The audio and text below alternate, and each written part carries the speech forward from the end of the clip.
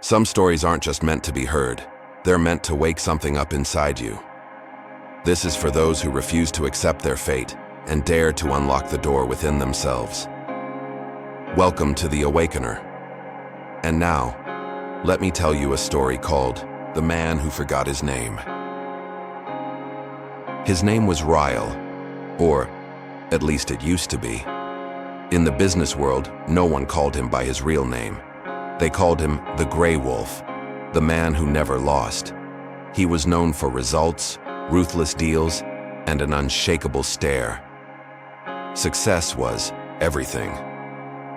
Emotions? Just fuel for the weak. Ryle used to believe that. As a child, Ryle loved writing poems and playing odd little tunes on an old piano. But in a family that worshipped scores and achievements, he quickly learned, no one cares what you feel. They care what you achieve. Kindness gets you left behind. The winner is the last one still standing. So Ryle packed away his music sheets, locked his journals, and started running, and never stopped.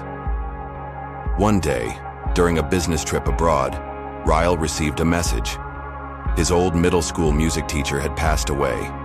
He barely remembered the man, someone gentle who once asked if Ryle was happy, if he still wrote, even when no one else cared.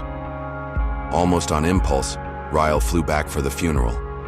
It was small, a quiet room, no flowers, no eulogies, just a notebook filled with handwritten messages from former students. You were the first person who made me feel I mattered. You listened, even when you didn't understand. If not for you, I wouldn't be who I am. Ryle read every line and realized no one had ever written something like that about him. He had success, but had he ever truly touched anyone? That night, Ryle walked the streets of his childhood, the old music shop, the donut stand he used to visit alone, the alley where he once played piano badly, but laughed uncontrollably. He remembered something his teacher once said. Do you know why music needs silence, Ryle?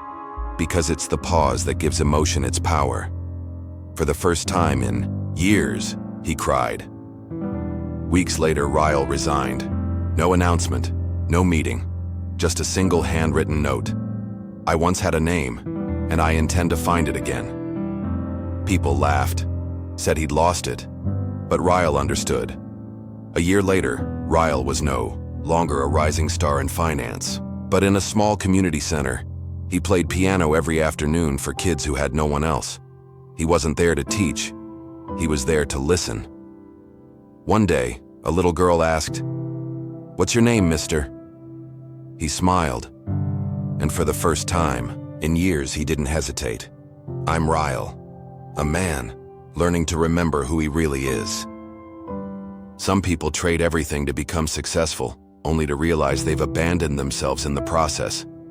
Don't let your own name become a stranger to you, because every awakening begins by remembering who you are.